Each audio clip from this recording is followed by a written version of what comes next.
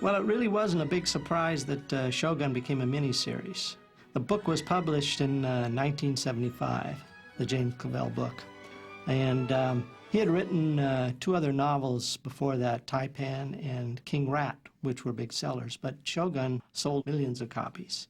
And then I heard that NBC with Paramount was going to make Shogun. Sure enough, they were doing it, a 12-hour miniseries, and the head of television at Paramount at that time was Gary Nardino, and he hired Eric Bercovici to write the screenplay. I got the call from Gary Nardino, and I know the date. It was February 9th, 1979, asking me to go see James Clavell at Paramount in his office. And I told James Clavell my idea, which was to take his story, turn it inside out, and tell the whole tale of Shogun from Blackthorn's point of view, where we understand what he understands, where we see what he sees, and whenever he is confused, we are equally confused. And the next morning, he handed me this paperback of Shogun, which he had torn pages out of and X'd, crossed things out, and made a bunch of marks in, and he said, "Here, it works."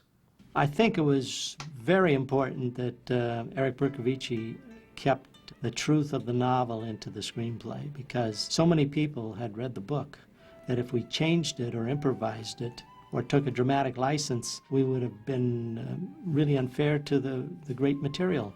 So the first thing I did was I read the book from beginning to end 4 times. I spent, I think, 7 or 8 days doing that before I did anything else.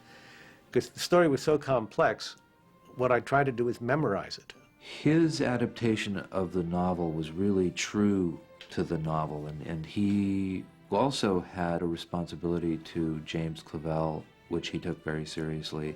And then James and I began looking for a director. And we watched a couple of miniseries that Jerry had directed and decided, well, let's meet him. And the first thing he said when I met him, he says, "Are you crazy?" Because I said, "Why?" He says, "You got to be mad to tackle a project this big, and it's impossible.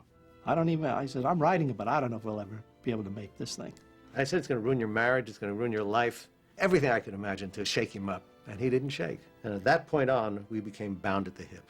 Because if we hadn't been, the whole thing would have fallen apart. They sent me to Japan to do some location scouting. And that whole idea of how to work with these people, Clavell he knew it upside down and backwards. So he was a big step into breaking us into that culture. And then when I came back, I started reading the scripts, which were quite wonderful. And I said, "You know, Eric, you're going to be there." He says, "No, I'm not going to be there." I said, "You got to be, because, well, you know, we're going to do rewrites and so forth as we go. We can't do it production-wise exactly." I went to Japan as the writer. And while I was there, Paramount asked me if I would produce it. And I said, absolutely, I would be delighted to produce it.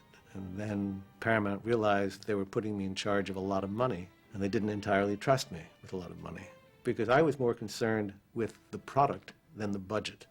And happily, this is another instance of the gods smiling on the project. The person that Paramount chose to bring over as a production executive was Frank Cardea. Eric went over to do the production rewrite and begin the prep, and that's when he called me, like 24 hours after he got there, and said, "It's spiraling out of control. Can you get involved? And I'm going to recommend to Paramount that you get involved." And so I really got to Japan about 6 months before the actual start of production, and some of the picture had been prepped at that point.